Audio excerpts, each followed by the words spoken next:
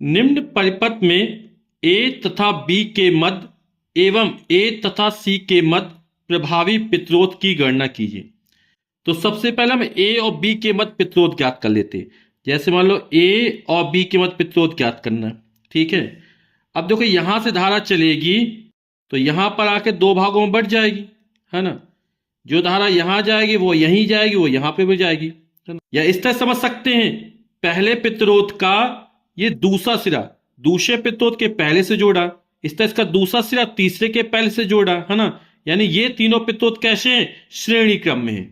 तो ये तीनों प्रतिरोध श्रेणी क्रम में जो तुल्य प्रतिरोध सूत्र क्या हो जाएगा, R बराबर होता R1 plus R2 plus R3। जब प्रतिरोध श्रेणी क्रम में जोड़ते हैं तो 2 प्लस 2 प्लस 2 बराबर 6 और ये ओम का प्रतीक है, प्रतिरोध का मात्रक हो गया। अब चित्र कुछ बदल जाएगा, इन तीनों के स्थान पर एक प्रतिरोध लगाएंगे जिसका तुल्य प्रतिरोध कितना 6 ओम हो। अब इन दोनों प्रतिरोधों के पहले सिरे एक साथ जुड़े, दूसरे सिरे एक साथ जुड़े, यानी ये दोनों कैसे हैं, समांतर क्रम में।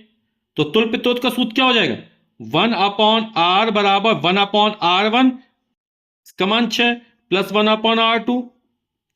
तो 1/6 1/6 2/6 हो जाएगा, 2 1 कम 2 2 3 6 यानी 1/3। तो R1 एकम R1 3 एकम 3, तो R का मान निकल आएगा 3 ओम। अब हमें ए और सी के मध्य तुल्य प्रतिरोध ज्ञात करना है। तो यहां से धारा चलेगी और फिर दो भागों में बटेगी, लेकिन इसमें जो धारा जाएगी वही इसमें धारा जाएगी, है ना। जब प्रतिरोध श्रेणी क्रम में जोड़ते हैं तो उसमें प्रवाहित धारा कैसी होती है, एक समान होती है। यहां पर जो धारा जाएगी वो इसमें भी जाएगी, यानी 2 ओम के प्रतिरोध श्रेणी क्रम में जुड़े हैं और यहां श्रेणी क्रम में जुड़े हैं।